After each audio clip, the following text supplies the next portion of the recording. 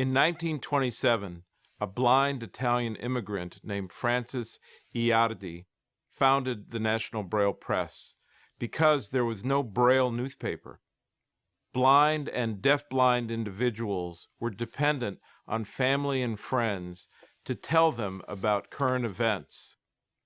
Since then, NBP has evolved to a nonprofit Braille printing and publishing house that promotes literacy for blind children and ensures that blind people have the same access to printed information as sighted people.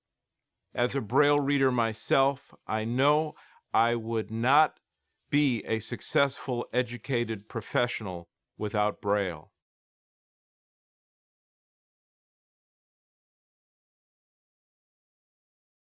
One of NBP's primary objectives is to keep Braille alive. In the digital age, while audio tools are useful, nothing substitutes for the ability to read. There is an appallingly low literacy rate among blind children today. Only about 12% can read and write Braille. NBP addresses this literacy crisis with Braille books and educational materials, from storybooks for beginning readers to textbooks and technology manuals as children learn and grow.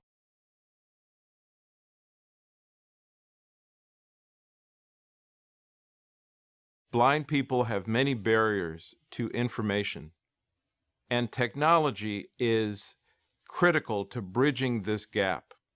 Electronic devices such as Braille refreshable displays allow blind people to surf the internet, email, and download books.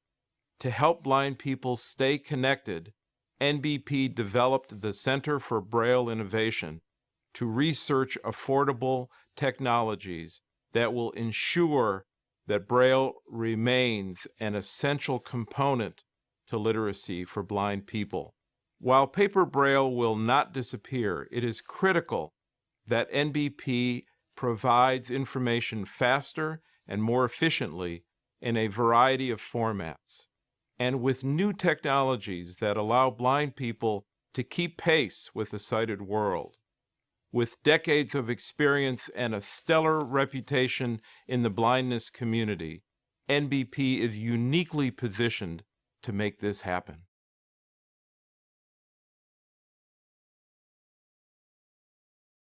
Nearly 1/3 of NBP's employees are blind or visually impaired, and this is also true of our current Board of Trustees, where 1/3 are either Braille readers or parents of blind children.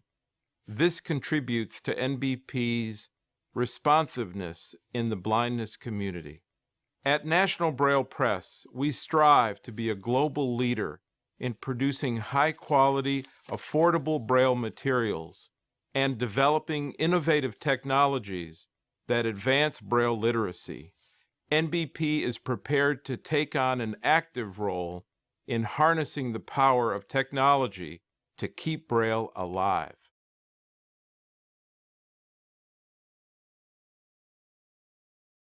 National-Braille-Press has evolved from a weekly Braille newspaper to a world-class Braille producer and a publisher of vital information for the blindness community. Like mainstream publishers, NBP anticipated the demand for electronic information and became an early adopter of e-Braille, offering our Braille publications in a variety of e-formats. Demand for e-Braille has increased over 300% since we started offering this format. In 2003, NBP developed the Read Books Because Braille Matters outreach program to address the Braille literacy crisis in America, where only 1 in 7 blind children are being taught to read Braille in school. This program has distributed nearly 13,000 free Braille book bags which give parents resources they need to help their child achieve success in school.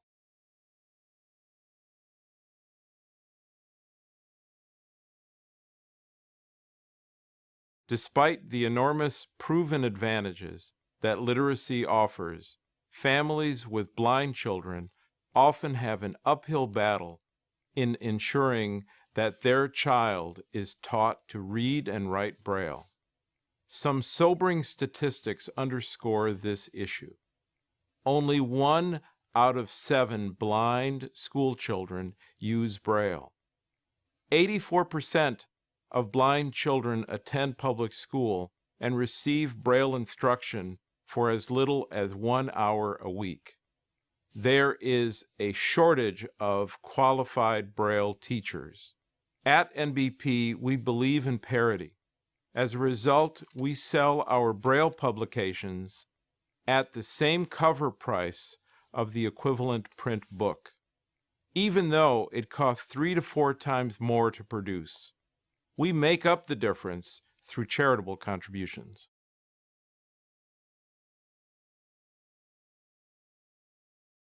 One of NBP's unique hallmarks is our excellence in publishing original works written by blind authors for blind people. Braille continues to be relevant in the digital age, and we now offer publications in electronic Braille formats as well as paper Braille. Through our Center for Braille Innovation, we are also researching ways to develop affordable electronic tools like tablets that contain Braille capabilities. NBP has published original books about Apple technology so that blind people won't be left behind in the technological revolution. One of my favorites is Getting Started with the iPhone for blind users.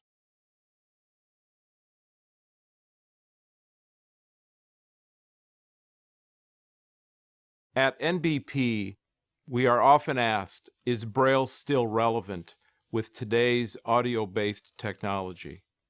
Research has shown a correlation between a blind person's learning of Braille and lifetime achievement. One study shows that only 30% of blind people are employed. But of this group, 90% are Braille readers. Braille is not an outmoded form of communication. It remains an essential tool for blind people to be literate.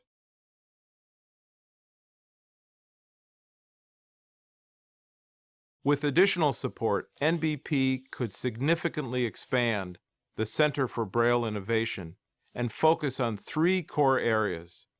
First, increase the efficacy and availability of tactile graphics. Tactile graphics are 2-dimensional renderings of visual material, like bar charts or graphs. This is the medium that could have a tremendous impact on learning math and science. Second, improve efficiencies in Braille production. Braille remains a labor-intensive process using high and low technologies. Targeted resources could help us develop new ways of producing Braille. Third, develop affordable e-Braille technologies for work, school, and daily living. Technology is rapidly changing, but there is no incentive in the for-profit world to apply this technology to accessible products.